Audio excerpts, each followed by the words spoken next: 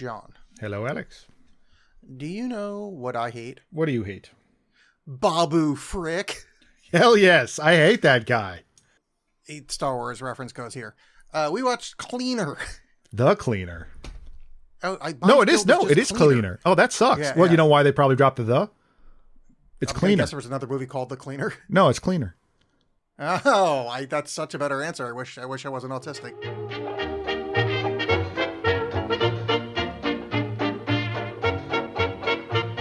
Now I go cleaning windows to earn an honest bob. For a nosy Parker, it's an interesting job. Now it's a job that just suits me. A window cleaner you would be if you can see what I can see when I'm cleaning windows. Here's my question for you. Is Star Wars cursed?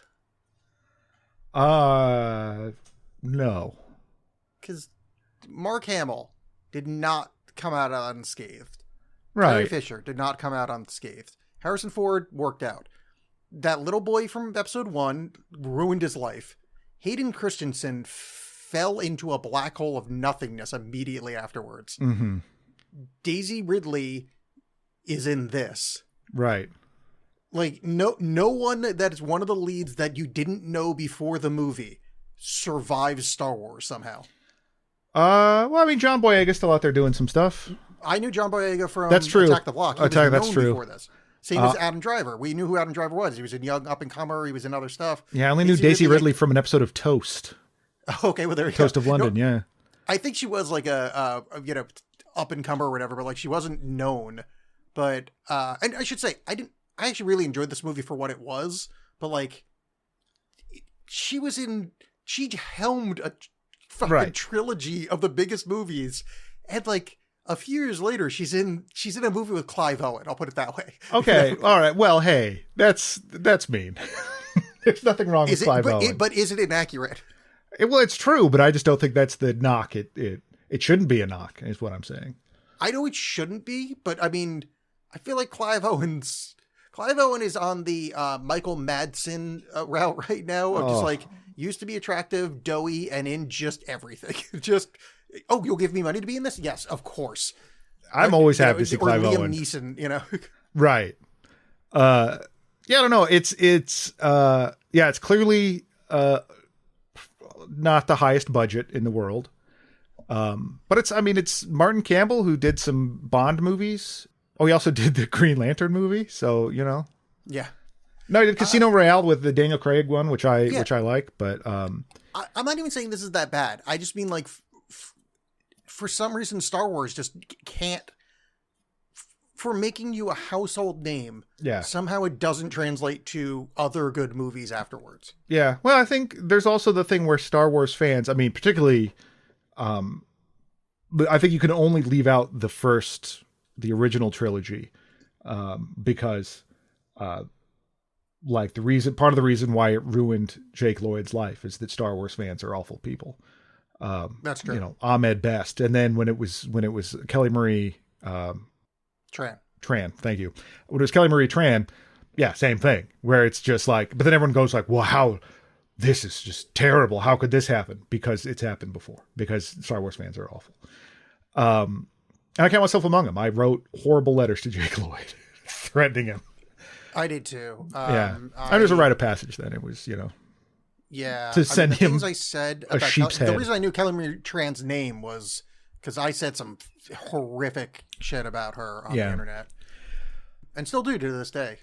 No, she's just been in a couple of things. I just watched. There's a horror movie she was in that I really enjoyed. Yeah, I feel worse for her than I do any of the other people that got destroyed by Star Wars for the most sometimes, because like she's not even getting like Jake Lloyd. Obviously, his life got fucked by those movies, but he also never has to work another day in his life.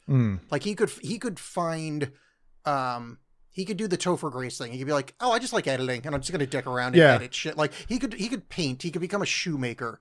Kelly Marie Tran's like, I'm sure she got a good paycheck, but like that's not rest of my life money. And like, but she got rest of my life Star Wars scarring. Yeah, I mean.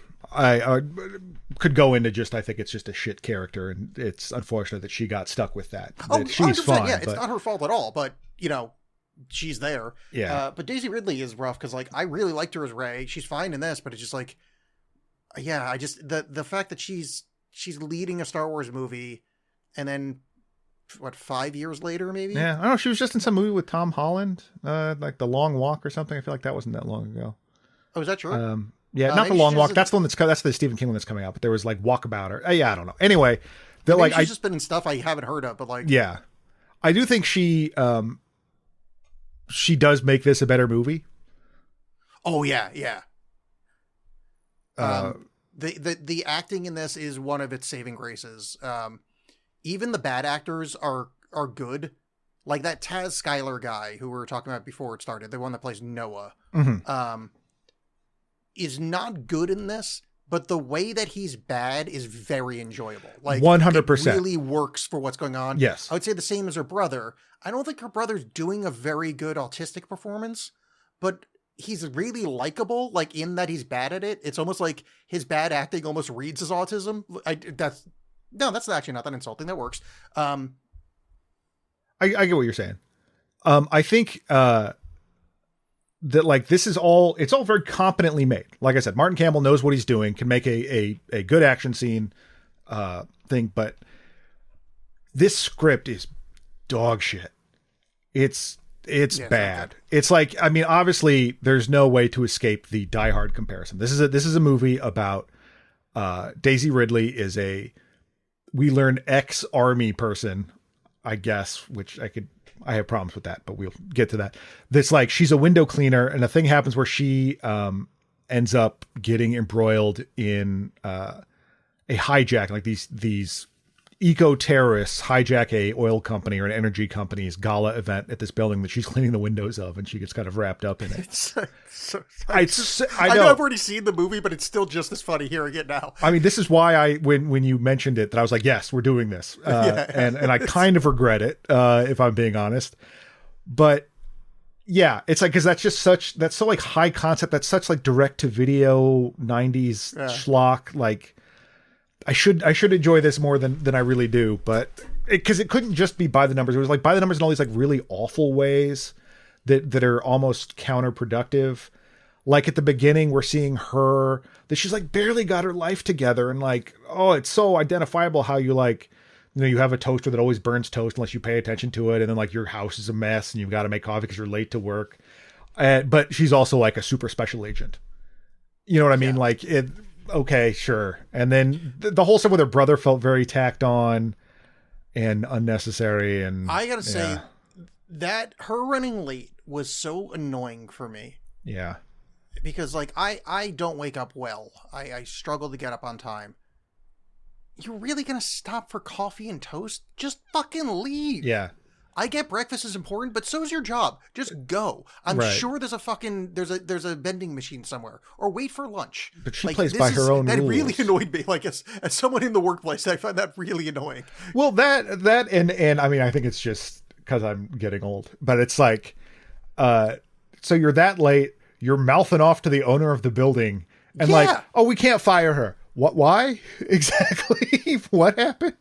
And she's a prick to her boss, who's like really understanding, considering she's really fucking late. Right. Like, I mean, later, I think just like isolating her out on the well, I don't know what you call that, the lift thing. Yeah. Not the coolest move, but no, you know, whatever. But we hadn't seen that yet. Yeah. So but also like she's a real piece of shit. So like, I'm not saying you deserve to be like stranded on this, but like, I don't condone what he did, but I don't blame him. Well, and then like when she goes to, because she, as Alex mentioned, she has an autistic brother, and while she's already late to work, trying to get to work, oh, he's being kicked out of his placement home because he hacked into their mainframe and like released secrets about how they're ripping people off or something. Yeah. But it's under the guise of like, he violated these rules. And this is like the ninth placement that he's been kicked out of. It's like, this guy might suck. Like, there's so much going on here that I'm like, I'm supposed to root for these people. Yeah. And it made me think of Step Up Revolution, which is a sequel to Step Up 3D. And that like these people work at a hotel and this guy gets fired for being late, and they all are like, I can't believe the manager did that, man. What a piece of shit. It's like, no, he was late. Like you were late. This, like the manager was like, no, here's a series of things that you're not doing well at your job. Bye. The brother getting kicked out of the care home was also really stupid in that I don't think that happens in the same day. You don't get a call on your way to work saying, oh, we're going to irrevocably change this person with special needs life day of, and I'm telling your caretaker now, and he's got to leave immediately. That's I'm not in the British, care system, but Right. I feel like there's no fucking way that's the way that works. I feel like there would have to be some violence involved. Even you know what I mean? then, Like that feel would like be, yeah. You would be like quarantined on site until there's Right. like other arrangements made. This just like, it just was, the timing is way too quick. Yeah, it just, and that's kind of what it is. It just felt very like perfunctory, or like, all right, we got to establish this. We got to just get this stuff out of the way. I wouldn't bother me so much if like the rest of the movie was action, but it's not. Like there's not a lot of like high stakes stuff until like the last half hour, really. When this opens, there is a flashback to her being young, and her father is yelling at her brother for being autistic. So she's climbing the kitchen cabinets in a what couldn't I can't imagine a less useful flashback, because like she's a climber, and that's why she's a window cleaner. Like, so if that's true, which I don't even know if that's true, we're gonna find that out in a second, because she's gonna be a window cleaner. So like this whole climbing thing doesn't really come up later. She's bad at climbing when she's an adult. She's winded when she has to crawl over the side of her lift after going down on a rope a little bit. You're a climber. That's incredibly easy. Like, I'm 50 pounds overweight, and that's actually probably being positive. Probably more than that. And I'm telling you right now, I could be less winded climbing over the side of that lift. That was, but well, it's like the drama of Superman like struggling to lift a car. It's like you just threw a mountain 5 seconds ago. Yeah, it's just. But that flashback is so useless. I was rolling because it's so ridiculous. Because it seems like that she would be in trouble. That she's trying to like sneak into the kitchen. And you're like, okay, like, is she trying to get sweets or something? And then like you hear yelling. It's like, okay, so she's trying to escape her. You could just go out the window. No, you got to climb and do all this stuff. It just was very, very silly. It's weird because it's establishing that she's a good climber. At one point she says that her trip to El Capitan or Big Sur or something was going to be canceled because she's now got to take care of her brother. Mm-hmm. Meaning that she's like a really good climber. That doesn't happen in the movie. Like, right, yeah. Multiple times we established how good of a climber she was, and she doesn't climb. Yeah. And she's on the outside of a building a lot. Yeah. It's fucking baffling. But one of the reasons I want to bring up this flashback is I was looking up who played young Daisy Ridley. A young actress called Poppy Townsend White. That name sounds very familiar. It shouldn't. She's been in nothing. Okay. The reason that Poppy Townsend White is interesting to me is because she's credited as crying child in the 2025, grieving child uncredited in the 2025 movie The Running Man. Apparently they're remaking The Running Man. Edgar Wright is directing, starring Glenn Powell, Coleman Domingo, the guy from Severance. Yeah. Josh Brolin, Michael Cera, Lee Pace, William H. Macy. Like, there's a shitload of really good Katie actors O'Brien. in this. Hell yeah.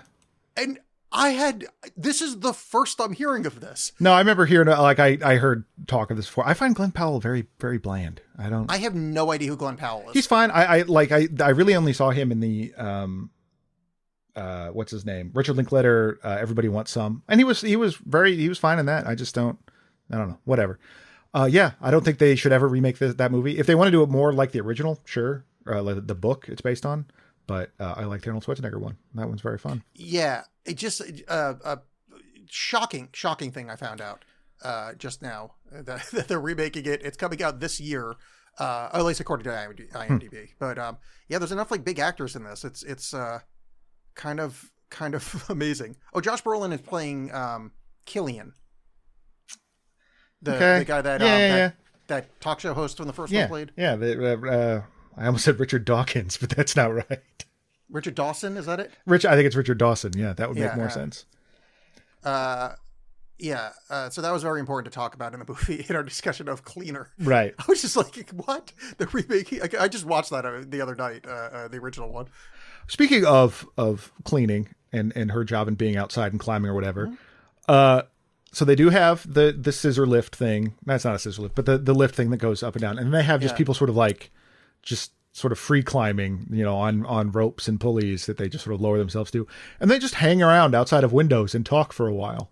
Yes. And I thought that was very funny. Sometimes like being at your desk and there are these two people just their feet pressing right up against you while you're working, right up against your window. The whole concept of the cleaning thing is really interesting. One, her shift starts at 2 p.m. Seems weird. Yeah. She references it being a 4-hour shift. Again, I don't know much about the world of professional window cleaners, but I feel like that's probably a start early kind of thing. You would or think. At least try to work around office hours as much as you can. Yeah.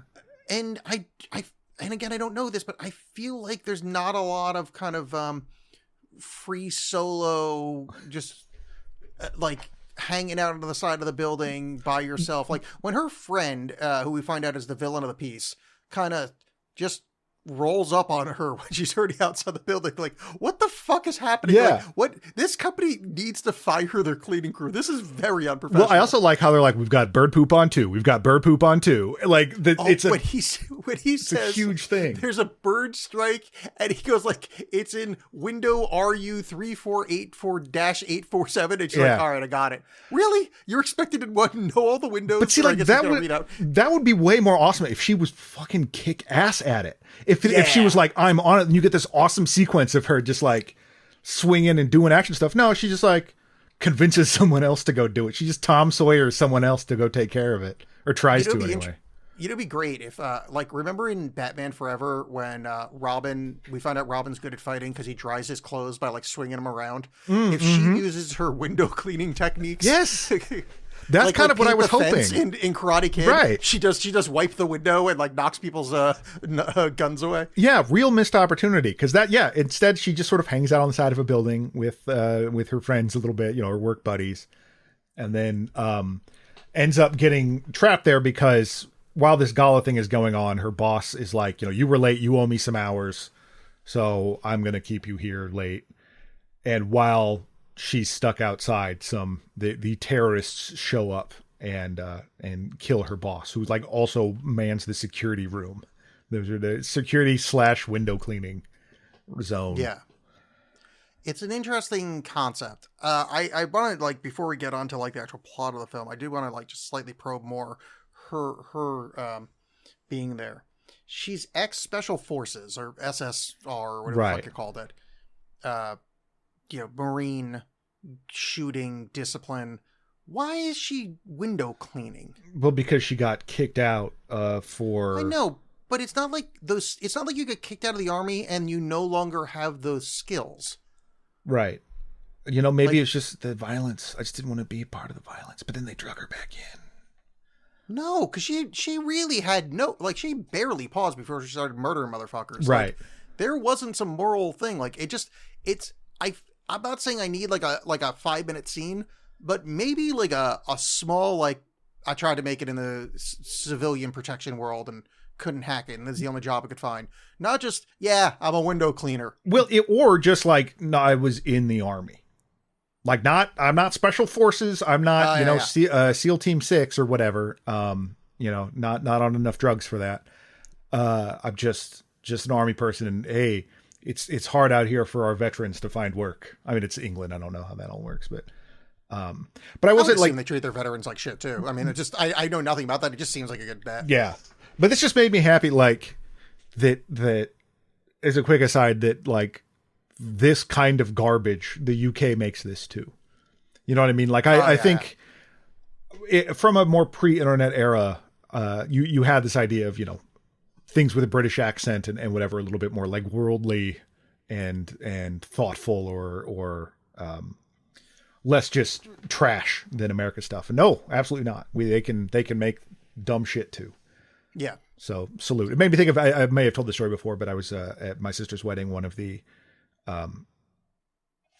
other bridesmaids that was there, I was a bridesmaid, was dating this British guy at the time. And like, I had a conversation with him, and he was this like rugby kind of oaf. And he made some comment about how like British people actually have culture, unlike the US. And when he came down to breakfast the next day, he was wearing that Simpsons t-shirt where they're posed like the Sopranos. I was like, yeah, man, culture. Yeah. You're doing great. Yeah. Somebody pointed out, like, yeah, Britain, it has slightly more sophistication than America in a lot of ways, except for comedy in every movie they've ever made. I'm like, oh yeah, that's a good point. Because like their comedy is like, I sat on my own thumb and then farted. I'm laughing. Yeah, I'm laughing. Yeah. Yes. See, yes. And look at that. That transcends borders. Like I'm here on the other side of the ocean, and I'm laughing at a fart thumb. The other side of the pond, John. That's why I'm on the American side. I don't say pond. Yeah, that's a good point. What if you're near like a small body of water? Then I would say pond. Okay, good. I'd say, look at that big ocean. Yeah, I'd call it a loch. That's my new thing. I'm like, instead of like being like an Anglophile, I'm just gonna say weird, out of place Scottish shit. Yeah. I've got to go to a bothy. Yeah. Yeah, yeah. You're a wee bunny lass. Like, dude, what are you saying? Look, do you want fries or don't you? Yeah. But the reason the terrorists are attacking is because, as I mentioned, this energy company is having their gala event, and I don't even know what it's for, shareholders or something. It's interesting because there's not that many people there. Don't really understand is it just low budget? Like that's supposed to be like a high end gala, or that's my guess. Cause like I having a career where I have made, not necessarily for this level, but the videos that play at this kind of thing, when the guy like watches it and is like, fuck, how much did we spend on this? I'm like, hell yeah. Yeah. Because I think it's a lot of it's budget, like how big the gala is. Because like it's also when Clive Owen gets killed. Because like you can literally go like, and here's where we start saving money. Yeah. Because these are a bad oil company and these eco terrorists. And this is just one thing I just really don't understand about their whole plot. Because as we mentioned, Lucas, her buddy, is also with these eco terrorists. Lucas leaves, meets up with the eco terrorists, and they break back in, disguised as the entertainment for the evening, which is some like Japanese inspired act or something like that. They're wearing these dragon masks, or I don't know, some sort of jade masks. And why didn't Lucas just go from where he's already at work? Why did he leave? Why didn't it happen inside? I don't know. It just seemed like needlessly complicated is all I'm saying. Yeah. I mean, you bring up a good point. I think the answer is it just looked more dramatic having him walk in like that. Yeah. Well, and just the fact that then when they show up, they're already late. And then when they show up, they're like, okay, well, you're going to, as your performance, whatever, we've had to push you back. This guy's giving a speech. So just mingle with the crowd. That was weird. Yeah. I don't think they would ever do that. Like that would be like, yeah, you creative types. Let's just mingle with the big muckamucks. That's what we want. But whatever. There's just a lot of like little stupid stuff like that. That whole plan is really, really baffling. Yeah, I like what they were after. I don't fully get, because we spent a long time with the two brothers that are in charge of this company, and one of them is a giant piece of shit. Like the word, oh my god, he's doing coke. He's actually, we just discovered, the actor Lee Boardman was like the guy that Cassian Andor kills at the beginning of Andor, which was very funny. Yeah, he's the Archduke Ferdinand of Andor. Yeah. But I gotta say though, he's the bigger piece of shit. But I kind of early on I said he's my spirit animal, because I like how he just doesn't want to be there. Yes. And his brother's doing his like stupid glad handing speeches. He goes, absolutely. Or yeah, that's all he says. Just one word, and then he goes, all right, I'm good, and just walks out. Like he's just drinking fucking. Yeah, he never puts down the scotch like the fucking Trailer Park Boys guy. Yeah. But so they're eco terrorists, and Clive Owen is in charge of the eco terrorists, and they've knocked them out with knockout gas, except for some of them they've revived.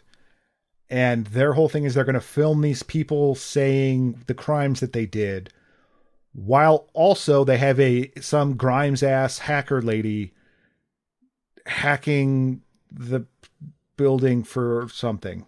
We have to talk about her. Very important. Flavia Watson is the actress. She plays Z/Quizzical God. Now I have a problem with that. Yeah. Can you guess what my problem is? Just real quick, off the top of your head. Too late in the alphabet. I don't know. Which one, Z or Quizzical God? Either one. You don't like anything past M, I've decided. Yeah, close. It's in England. Your name's Zed, you piece of shit. Well, but she doesn't have an accent. She's American. They're in England. Yeah, Your name's Zed, you piece of shit. Maybe it's Zee. No, it is. That's it. There's no background. I just wanted to yell at her for not being called Zed. It's not a complicated joke. It's funny for me to get infuriated. Yeah, I like pronouncing your name Zed. I like that the bulk of this show is one of us making a joke and the other one going, well, that's not actually correct. Yeah, that's good. Yeah. That's good listening. Yeah. But, yeah, so, like, what is she hacking? Like, she's hacking the information that they did this stuff? So I had this figured out. I had the same issue as you did. What's happening, and it's not smart, and I think it's why you're struggling with it, is they're recording the testimonials, giving them to her so she can encrypt them and upload them onto the internet to be all released at once, and I think in concurrence with them blowing up the building.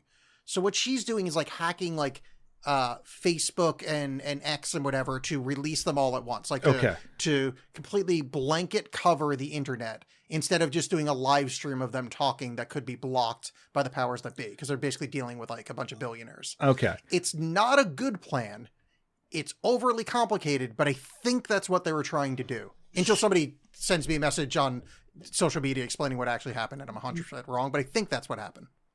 So I guess part of the reason I'm confused about that is because they do a very stupid thing, the script writers, by having a coup happen in the middle of this terrorist attack or whatever, this eco-terrorist attack. Lucas is subordinate to Clive Owen, and he doesn't like that Clive Owen is like, hey, why don't we not murder all of them? Basically is what it boils down to. And then Lucas is like, yes, but what if we did? And then shoots Clive Owen. And on one hand, I appreciate that twist of like, turns out, oh, this big name that was in this movie, you thought it was Clive Owen. Oh my God, no. Turns out, no, it's this guy. But I to your point earlier, is that it does feel like that's a wrap on Mr. Owen, everybody. We got to spend the money elsewhere. And it's so like how they go about it is so stupid. And like, it makes it seem less like we're dealing with these really put together, elite fighting force as just some jumped up assholes that, some cowboy shit. And that's a little bit less stakes wise. That's a little bit less interesting. So the issue here is that, Noah, he's got another name too. I think Lucas. Yeah. Okay. He's in the cast list as Noah. He's got a bunch of names because the CS, whatever her name is, we're calling him multiple names, but, his plan's terrible in that he had no reason to believe that everybody would stay with him when he killed Clive Owen. Right. So he's either dumb or like more insane than we thought, which I think that's what they're leading towards. But he's slightly too good at planning and getting shit together and like reacting to things to really be as insane to not notice the flaw in his thinking. So it's like they can't have it both ways. So they got neither. It's either he's really dumb or really insane, and we didn't get either of those. So just like, oh, that's just bad writing.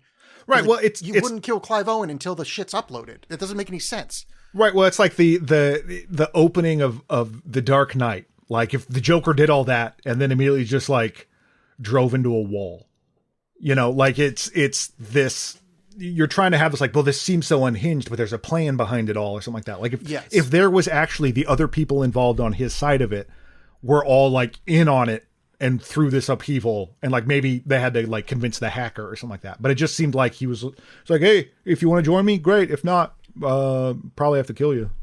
Yeah, that's real stupid. I think some of those people he knows are going to be loyal to him. I think he knows they're anti-humanists or whatever. Mm-hmm. But like, unless one of those that he knows is going to be loyal is also like a top end hacker, his plan is real stupid. Yeah, like he's not, and like his plan is to murder himself.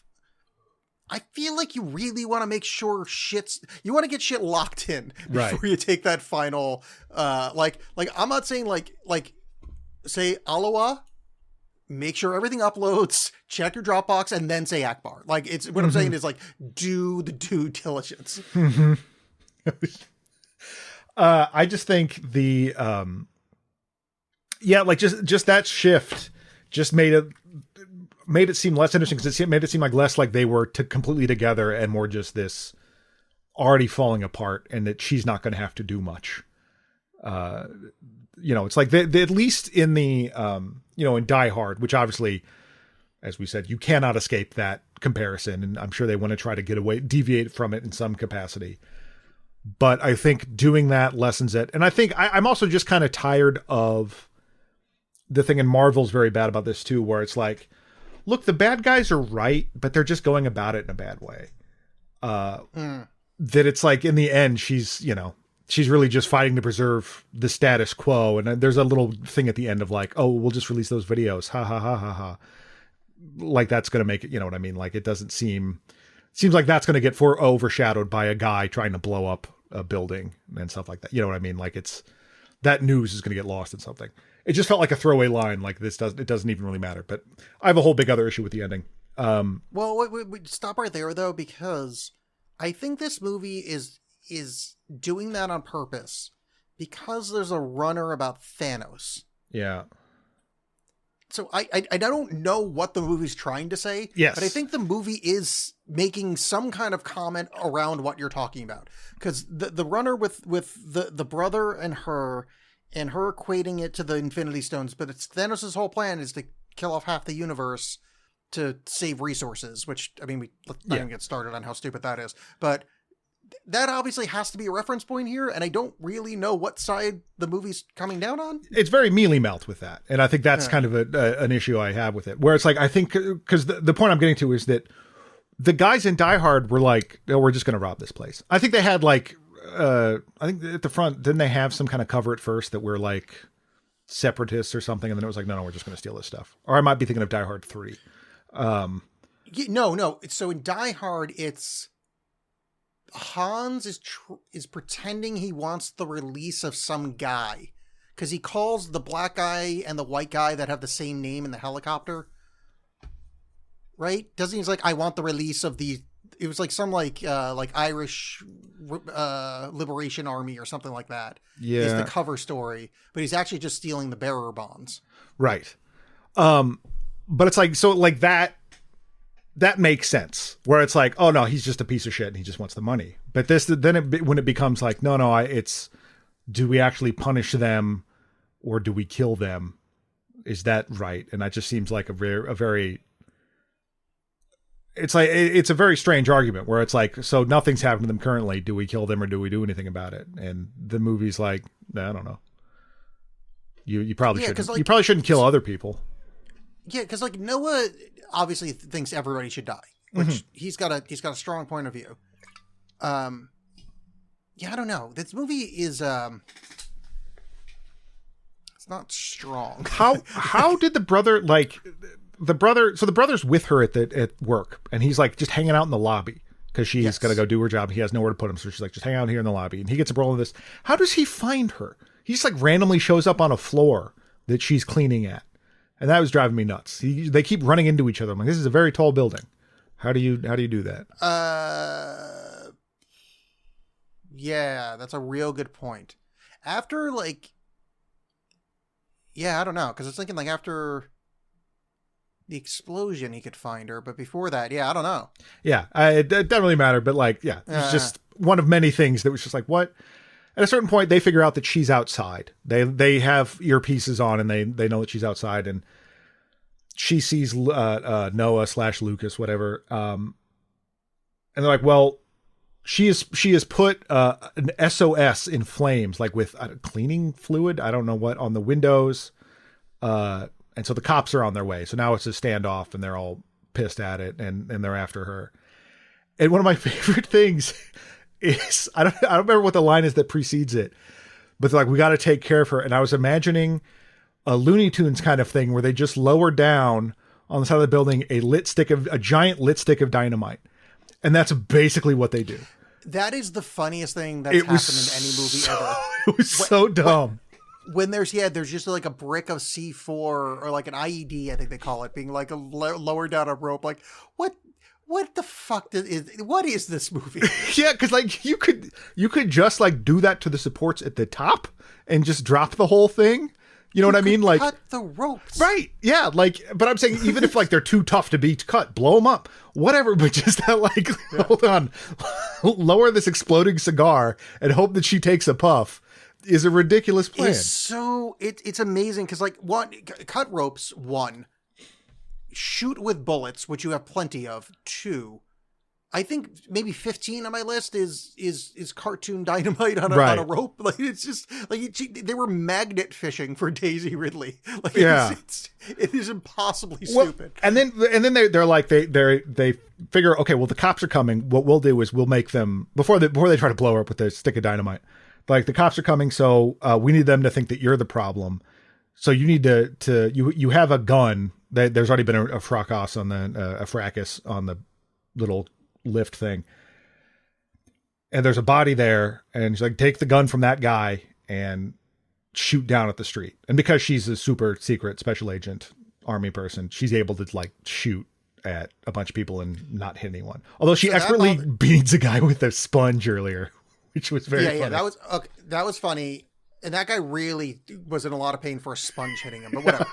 When she shoots a coffee cup out of a guy's hand. Yeah. That's yeah. Like, no, that's not, no one would do that. I don't care. Like, you're not going to, I don't care if you're like an expert marksman. Yeah. You would shoot a foot to the right of the guy, maybe, but like not shoot again. That was so dumb. But I like that when the cops show up and they have like a helicopter on her, that like the head of the investigation is like, I want to see how this plays out. Like, yes. This is just out of nowhere. And she ends up kind of backfilling it with like, well, but if you are as good a shot as she is, she deliberately didn't hit anyone. So that means that she must know something's up, rather than like, this is a cry for help or something. You know what I mean? Like, she didn't want to kill someone, but she didn't know how else to. But just that immediate, like, no. I think there's something at work here. I'm very good at my job. And like, she immediately turns to like, what in another movie with John Barenthal, like the angry SWAT guy. Oh, and yeah. You know he's going to do something stupid. Oh, yeah. That he's just like, I don't like doing nothing. She's like, we're waiting. It's fine. Yeah. Also, their command center that looks like the inside of the A-Team van or something, like with the black and red. Really way too fancy. We got to cut your budget. That's ridiculous. You shouldn't have lacquered anything inside a police vehicle. Yeah. Well, you know, it's England. I guess they do things a little different there. One of the things that I like, I'm vaguely aware of who he is, but one of the things that was lost on me, this being an English movie, is the brother has like a, I don't know, fascination with Piers Morgan. And at one point he's got a, like, what would Jesus do? What would Piers Morgan do? Thing. What? And I don't know him well enough to really understand this joke. He's a piece of shit. That's about what I know. That's basically it. Yeah. He's a journalist. He got embroiled in the whole like phone recording, hacking journalists' phones thing. Yeah. He's kind of a tabloid muckraker guy. You'll see him occasionally. He's had a little bit of success stateside here doing the same kind of shit. But at first it just seemed like a throwaway line that then apparently the writers thought it was very funny and they kept bringing it back. Because at the beginning, like, they're talking about like a good person and he brings up Piers Morgan and she's like, what? No, that's stupid. But then it's played in that moment like that he's just fishing for a name or something. But then it's like, no, he's apparently really upset. They keep bringing it up like it's funny. and it's not. He also carries around a Thor hammer the whole time, and that's weird. Yeah, he's not coded to be like into like a kind of shithead grifter type. It's but I think maybe there's like maybe some nuance to Piers Morgan that I don't know that like would make it make slightly more sense. Yeah, it's weird. It'd just be like someone. This is a very dated reference, but the only thing I can think of at the moment is Geraldo, because I was listening to a podcast earlier talking about the Geraldo opening Al Capone's vault, or that kind of thing. Which is like not even like, yeah. I mean, maybe Bill O'Reilly. I guess I don't know. Point is it's a very dumb joke that they keep doing. It was a great joke. When Weird Al opens Al Capone's glove box and he looks at the camera and goes, "Road maps." Yes, that is a good joke. Yeah. But she eventually gets back inside, and then that's when action starts to finally happen. And this is like a really good chunk into the movie.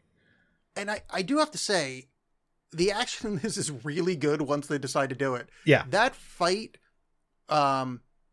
with when she's fighting the lady that she like scalds her face, and then there's that grenade sequence. Like, there's some really good action sequences in this. And it's like, in my head, I'm like, why was this not happening 20 minutes ago? Yeah, exactly. Like I said, Martin Campbell can totally do action. And there's always, for me, I always just want like a more kind of like Shaw Brothers, like here's just a wide shot of these people fighting. I always think that looks really cool and you get to see people in action, but these are actors. They're not necessarily professional stunt people. I mean, the other one might be or whatever. So you have to cut around that, whatever. He's telling the action with cuts rather than just the fight, but it's very well done. And it's cool. And I like seeing it in Daisy Ridley. You can see it's Daisy Ridley doing it. It's not always it's not a Steven Seagal stunt person, always cloaked in shadow. But I did like because she's fighting this person and there've already been some downed guys, which just the idea of, I don't know, in my mind, eco-terrorists are less like tactical, clear the room kind of guys, whereas these guys are, although they're not very good at it. So maybe that's the point. Because like one guy like can't fire the Uzi, so he just grabs a gun. That was weird. Yeah. Yeah, and but again, that's like, so these guys are idiots, huh? This isn't that exciting. But the lady knows what's going on, and they fight. And while they're fighting, the brother kind of feels like he's there too, and he wants to help out. He grabs a grenade, and the other woman has a drop on Daisy Ridley with the gun, and the guy, the brother, like gets her attention and then drops a grenade, and she looks at the grenade and then just like looks back at Daisy Ridley while Daisy Ridley like sees the grenade just jumping to safety. This woman's like, huh, look at that. All right, well, anyway, and then gets blown up. Yeah. That was kind of unfortunate. But other than that, the scene was great. That was weird. Yeah, that was weird. And the fact that like the eco-terrorists are really good at fighting, like she's going like 1v1 with like a decorated Marine. It's like, but whatever. Maybe, who knows what her background is. Yeah. But if they were all like that, this would be much more interesting, but they're very much not. But yeah, and then it's just some action scenes, and I don't even remember all the big muckamucks, all the hostages are all wearing like vests with C4 on them, and they're controlled by Noah has this. He's got a dead man switch. He's got a dead man switch. Which looks like a Doctor Who prop. It's the most sci-fi looking dead man switch. It should look like an Apple Watch, but it's a really giant weird, clunky Dick Tracy two-way radio or a TV thing. And the whole thing is, if his pulse doesn't detect his pulse for 5 seconds, it'll blow everything up. And they show that it basically operates like a slap bracelet. And it was driving me. I'm like, just take it from him. The whole time, I'm like, this is a really bad plan. You can just take it. And then that's ended up being what happens. So I felt vindicated. I didn't understand. At one point, he holds the gun under his chin. Yeah, he's threatening to kill himself. They can't see you, man. What? No, but what? If he kills himself, his plan goes off, right? Yeah. Why did he not just kill himself? Because the videos weren't released yet. Okay. That aspect of it is still there. Yeah, but like that's my point, is that needless like confusion and escalation. It feels like it should have built up to that more, and instead of being at least a stronger feeling of tactics, whereas this more just felt like he did not like that Clive Owen was in charge, and he felt he should have been in charge. Yeah. Which again, if you were trying to make a political point, which this movie really isn't, that would be more interesting. This whole time also that she ends up, much like in Die Hard, having a rapport with a cop on the ground, the aforementioned woman in charge of the investigation. They call themselves Trainwreck Crew because their lives are just messy. Yes. Oh, that whole like, isn't she just like me, was so tiresome. Just have her be a badass. It's fine. I don't know. Yeah, I mean, whatever. Just do one or the other. I don't like the half measure, but that's what this movie does. I liked their chemistry for what it was. It was I just didn't like that the whole SWAT guy going like off book was silly. Yeah. And her, like, it just seems like she's a bad cop because, like, you knew he was going to do that. Right. You Yeah. still let him do it. Yeah. I mean, not taking blame away from him. It's just like, I'd fire him if he weren't my son. Yeah, that's what I mean. But, like, there's no, like, why haven't you explained to the camera why that man is there if he sucks at his job? Like, right. Yeah.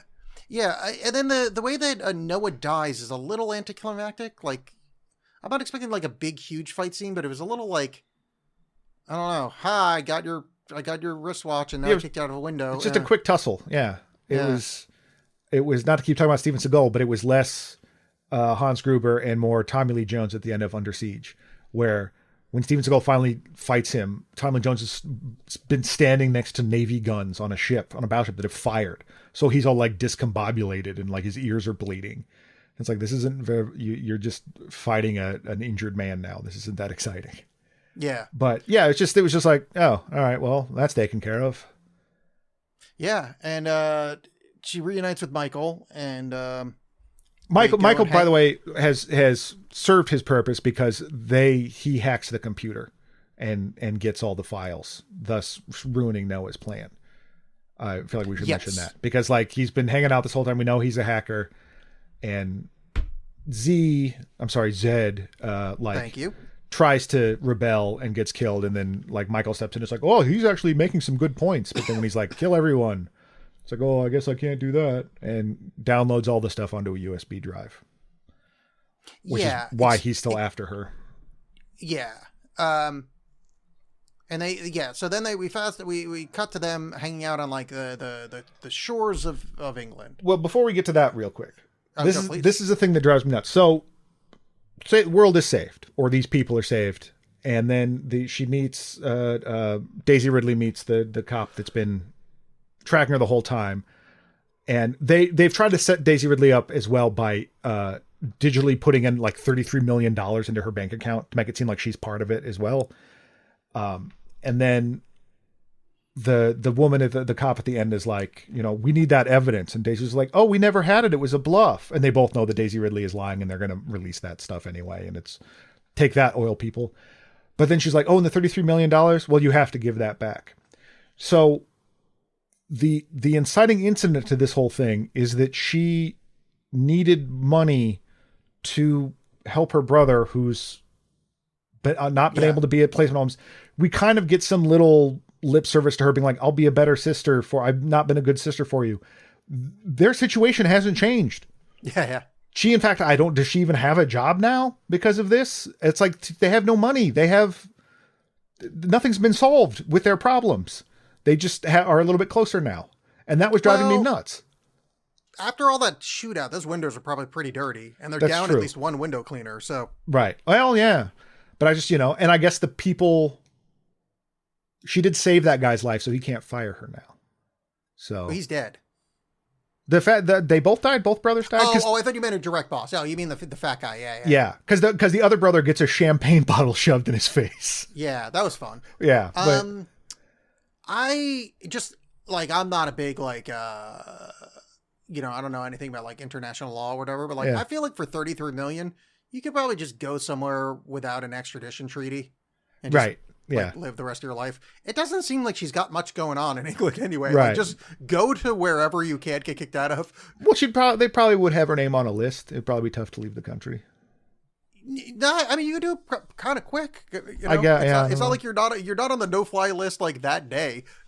The way that these hackers work, you might be. I don't know. It's true. But her brother could like re-hack them. That could be the sequel. But anyway, so then after that, then it cuts to her and her brother just on a beach somewhere. And he corrects her because he's really bothered by her like glib understanding of Avengers Endgame. But there is so much dialogue before that little button that's all told while we're looking at the backs of their heads. Again, this is happening. This is like the third or fourth movie we've seen with this, where there's just like, let's wrap up all the plot. You don't need to see our voices, our faces move, or our mouths move, or our faces or anything like that. Just trust us. I'm in a lot better place now that we've moved to Scotland or whatever. It is an awkward kind of Coda. Yeah. Coda. Coda. Yeah.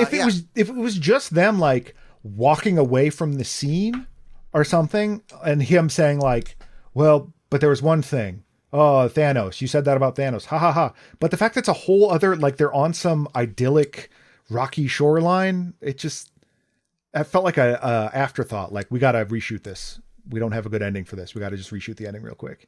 It didn't feel cohesive with the whole thing at all. Yeah, it's awkward. I don't really have much else on the show. So, like, they were kind of like dunking this movie. I enjoyed this movie for an hour and a half mid-budget movie. Like, for what it is, I liked it. Yeah, and honestly, more please. Like it's dumb as hell, but like I'm glad it's out there. It's not good. Like I don't necessarily recommend it, but I'm glad it exists. It reminds me of a movie I enjoyed recently. I can't think of the name of. You're gonna know it. Tom Holland is starring in it, and it's based on a video game. And Uncharted. In it. Yeah, this reminds me of Uncharted, where it's like, this isn't good at all, but I kind of like it. Like, it's just kind of like, it's an entertainment for 90 minutes. Yeah, I mean, it's like for being just a retread of a lot of action movie tropes, I appreciate that it's not called like Die Hard 5, Ladies' Night or something. That it's trying to be at least its own movie, I guess, in the way that those direct to all those other ripoffs 90 things were. Diane Hard. That's good. I think there's a porn star with that name. Yeah. That's a thing. The Expendables. I don't know if they ever made it, but they talked about it for God. a bit, that there was going to be the Expendables, because they did that Ocean's other number with the ladies. Yeah, Ocean's 8. Yeah. Yeah. So have you watched anything that you want to recommend to the audience recently? Yes, too. I watched, like, as everyone is aware, there's a lot of awful shit going on in the world right now. And so I relaxed by watching I was like just stressing out one night, and I decided that, like, take my mind off it, I would watch a fussy little drama from Yasujiro Ozu called Late Spring. And it's just a post-war Japan drama about a woman who lives with and takes care of her dad, and he wants her to get married and she doesn't want to. Oh. And it's very nice. It's a wonderful movie. I highly recommend it. And then on a complete opposite end of the spectrum, for the first time I watched Smokey and the Bandit. Oh, really? And that movie rules. It's a Looney Tunes cartoon. Yeah. It's a movie. It's just Bugs Bunny and Yosemite Sam, but Yosemite Sam is Jackie Gleason. And that guy's so good at being mad. It's great. I'm going to get this line wrong, but one of my favorite lines in the world is, give me a Dr. Pepper and a Diablo sandwich and make it fast. I'm in a goddamn hurry. Yes.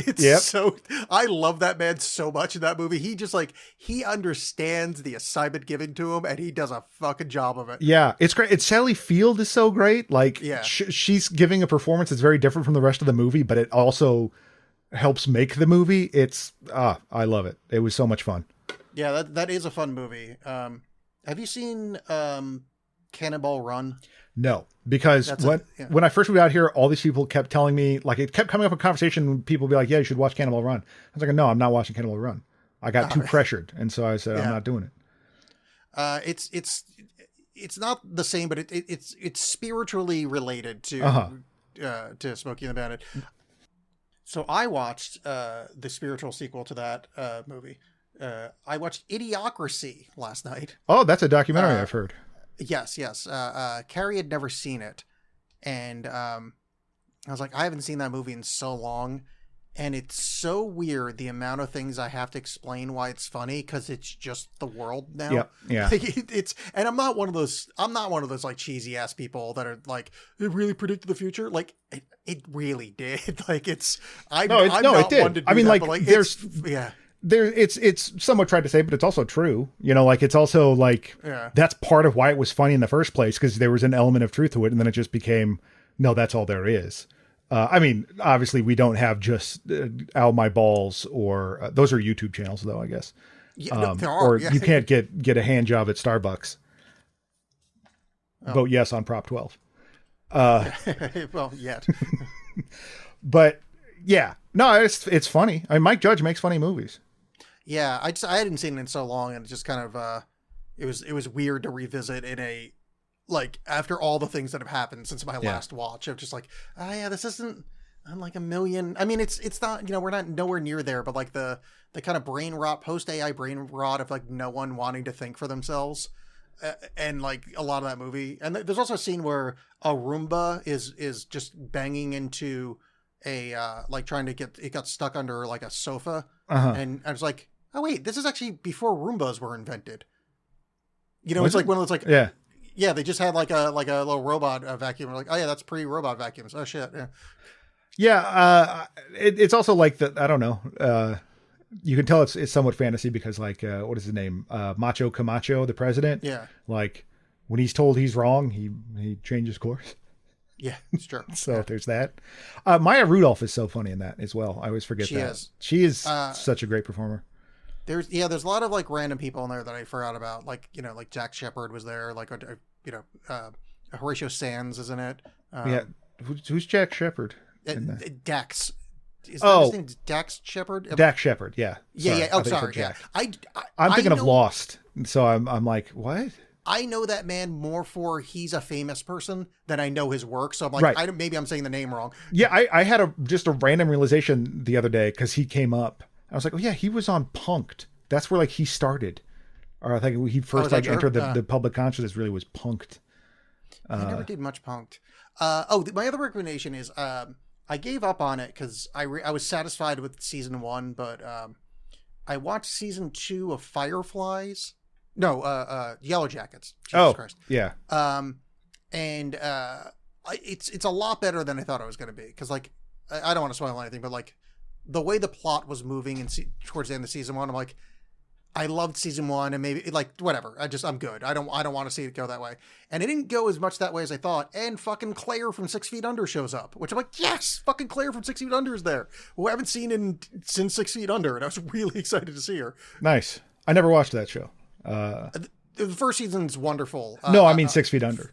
Oh yeah. 6 Feet Under is great. I don't know how it would play in the modern day. Right. Yeah.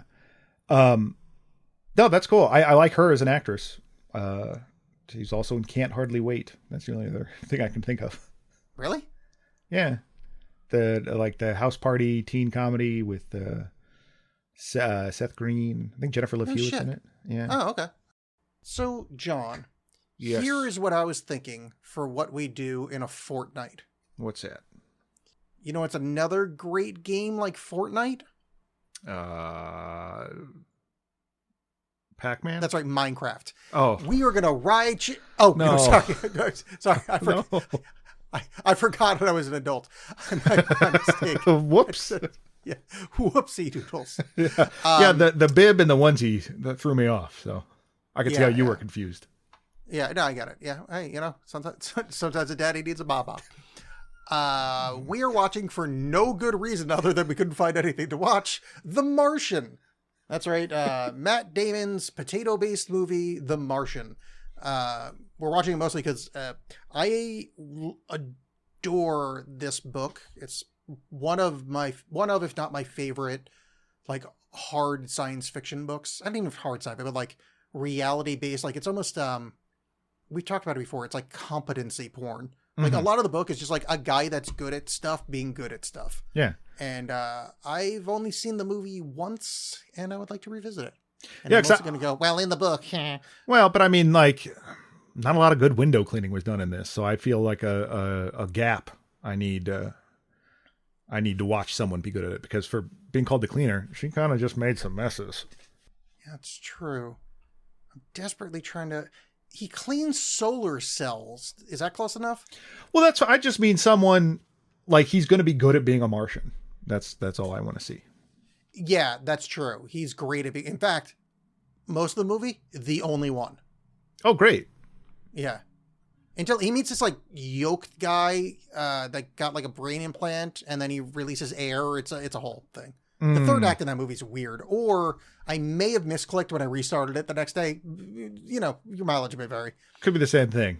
I've never seen it, so I have no idea whether that's a lie. It is. There's no one with 3 tits, and at no point. Why are we watching it? All right, fine. Matt Damon has 3 tits. Woo! Yeah. All right. So lead with that. Thank you very much for listening, and we will see you next time. Goodbye. Goodbye.